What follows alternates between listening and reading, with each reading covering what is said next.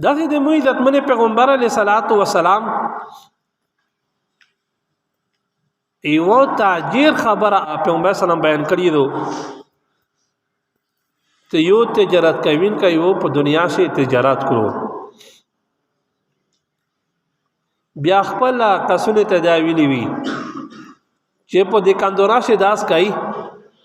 چې چاته سامان ور خرڅوي پیسې ونو خلای او چا سره چې پیسې نیوي په قرضا باندې ور کوي او چې غریب وي دغه سم مدد وسره کوي پیغمبر علیه الصلاۃ والسلام فرمایي چې الله رب العزت چې کله دغه وفات شو د تاجر د دکاندور وکي الله وروستو چو بنی آدم ایتو د مو په انسانونه باندې دغه څه سود ور کړی دو نن خو میش داس کی کدی کاندور دا شای خرڅوي کوشش نقصان روا تو واپس کوي نه ته واپس کوي بیا چې ته واپس کوي پیسې دې نه کټ کوي چې دمره پیسې به کټ کوي درنه 10% دې نه کټ کو 15% دې نه کټ کو پیغمبر علیہ الصلوۃ والسلام فرمای داغه تاجر الله په داو بخښلو کې دا خبره خالي کړی و چې سه کرسی دا پیسې نیوي وسرا په قرضه ورکا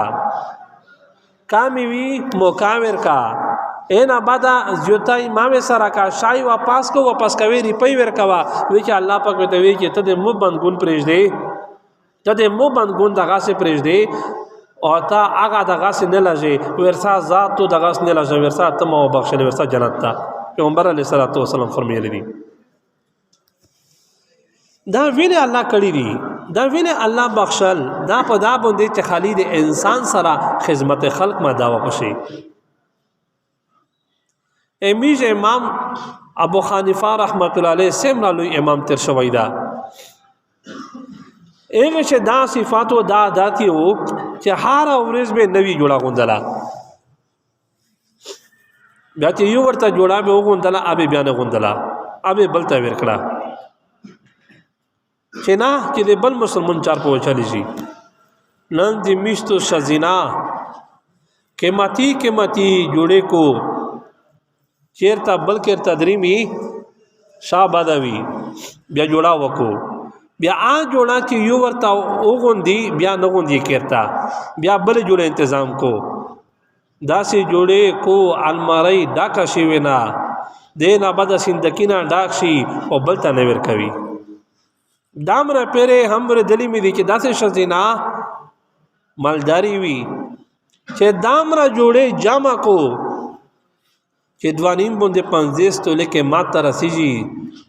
60-70 هزار ته رسیږي زکوت ور باندې فارض شي ازکوت یا نه پښه پر کوي